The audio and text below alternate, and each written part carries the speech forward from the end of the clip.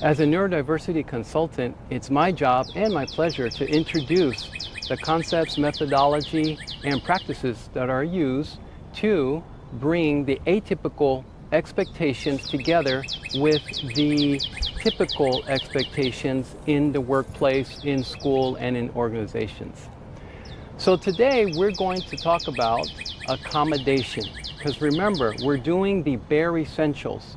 B is become aware, E is equip your team, and A is accommodation. So accommodation is simply providing what every individual needs in order to do the best job that they can in an environment that it's safe and pleasant and desirable. Some things that we take for granted and we don't consider accommodations are lunch breaks, bathroom breaks, a water fountain, air condition when it's 100 degrees so that you can stay cool, gloves, helmets, goggles when you're doing something that could cause you injury or harm.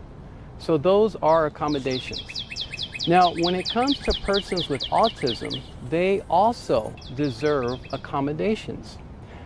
I'll be honest with you, their accommodations are a little different or atypical than what we're used to and what most of us take for granted. But all the same, it's still providing what each individual needs in order to do the best job possible for themselves so that they feel accomplished and they feel like they are contributing to society and they're financially independent. But also for the employer, for the organization to collectively benefit from the qualities that are provided by persons with autism. Now remember, persons with autism experience the environment, the same environment that we are in, but their brain, their sensory system processes everything a little differently than the typical brain does. And this can be in the form of hypersensitivity, where everything is processed and received at a higher level, or hyposensitivity, where everything is received at a lower level. Let's start going over accommodations. And before I start, make sure you realize and you know the fact that accommodations are not expensive, do not require an architect to redesign your office, and are not unfair. The first three accommodations that everyone needs to consider, regardless of the organization, if it's a school, a business, a construction site, a laboratory. The first three accommodations are ask, ask, ask. Ask the person what they need to do their job better. Ask the person what can be adjusted or what would they like to see to make their environment less stressful, less threatening, and more welcoming. So the next thing for accommodation is to apply what you've learned in the Become Aware and the Equipping Your Team. We also, in accommodation, want to do simple things that cost absolutely nothing. The first thing would be to consider assigned seating. Remember, persons with autism thrive and rely on predictability and patterns. So consider assigned seatings, whether it's in the break room, the meeting chambers, or in their office. The next thing is to be considerate of their sensory processing. Instead of spraying 5 sprays of perfume or cologne, try just one so that your pleasant aroma only stays in your direct environment. Now, since we live in such a modern technology era, it is very appropriate for you to use IT, get IT involved. There are many little modifications, apps, and clicks that are already incorporated into a majority of the software. It's just a matter of being knowledgeable on how to activate those and how to make those accessible. Again, with autism, it's all about processing. So if we're talking about visual processing, something as simple as changing the font or the background color on a screen can provide an essential element for success. We can also provide assistive devices. Assistive devices are simply technology and software and hardware that are used to help persons with different forms of environmental interaction be successful.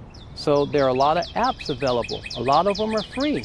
And it's simply a matter of downloading them, getting familiar with them, and having everyone, not just a person with autism, but the whole team familiar with them so that communication can go two ways. In the area of physical environment, architecture, of course, if you're going to build a new building, I encourage you to invest and request that it be autism friendly. But most of us can't build a new building when we bring in new team members. But we can do simple things. For example, adjustable lighting will be very helpful for many persons with autism.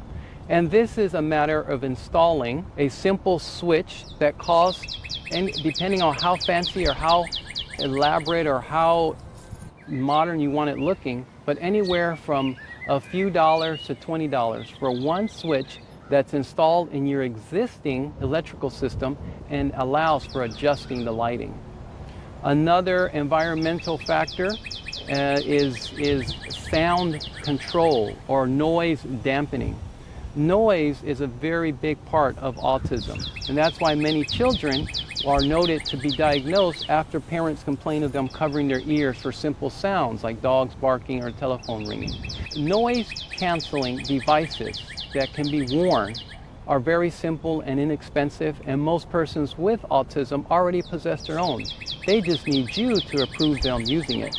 And they also need the team to be educated that they're not being antisocial or rude by wearing them. Another thing is pacifying and comforting gadget. Fidget toys are very inexpensive. They sell them at a toy store. Usually they cost 99 cents.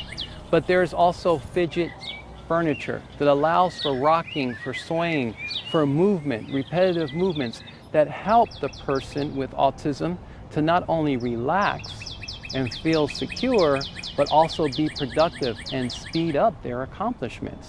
Very simple things to do. Again, we haven't done anything to the major infrastructure. You haven't brought any construction teams in just to accommodate these few things. Another important factor for accommodation is to allow the person to be able to go to a space where they need to relax, where they need to regroup, where they need to take a break. Just like when I have to go outside to get a breath of fresh air, or I have to go to the restroom, those are important for me to be able to function, and persons with autism have their needs as well. So a simple corner in an office space, a room where someone can go and be with less sound, less noise, less interaction for a brief period. They're not gonna go and take a nap or change their clothes. It's just a matter of a place where they can calm down and they can modulate and accommodate their own sensory input and processing, which they have been doing their entire lives, so they are experts. But they need that little extra environmental facilitator in order to do that. And then they come back to work and they're perfectly productive. It would be much better to allow anyone, including myself, to go to the restroom when I need to, for example, instead of trying to hold it for 5 hours, and during those 5 hours I'm not productive because I'm just thinking about hold it, hold it, hold it, don't let it come out. There are so many amazing things that can be considered for accommodation. And remember, every person with autism is totally unique and individual. So just one accommodation for one person may not be the same accommodation that's needed for another person. Here is the last one I'm going to go over today, but it's definitely not the last one on the list. It's important to provide a volunteer buddy, a mentor coach, when a new team member comes on. That's true with or without autism.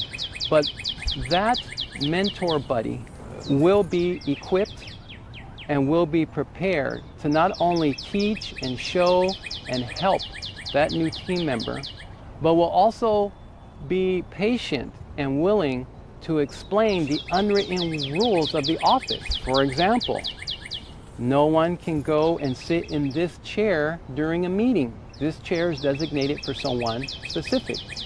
Or if someone puts their hand up like this, that means high five. Or in the morning, everyone says good morning and chants the office cheer. These things are unwritten, they're not in office policy, but those are things good to have someone to explain it to you, so when it occurs and a new person is lost or confused, they don't feel isolated. The other important thing a career buddy does is to advocate, to explain the other persons that don't know the new team member as well and don't understand how their mind is processing the environment and how they interact and communicate concisely. It's not intentional to be rude, they're not trying to offend anyone. That's the way their brain functions. And to have an advocate with a typical neural circuitry communicate to other typical neural circuitries to explain about the new team member that has neurodiversification. That's very important. It also helps, and here's a statistic, most persons with autism who start working, they only last up to a year because they feel isolated, they feel lonely, they feel unappreciated, they feel as if they're an obstacle or an intrusion, and that's an emotional, physical drain, and usually beyond a year, it's too difficult to continue. So that would be the most important reason I would recommend to have an assigned person to befriend and advocate for a new team member with autism. Okay, thank you so much for your time. I'm going to figure out what to do now for my exercise. This looks like an excellent exercise location. Come with me and we're going to find some exercise to do.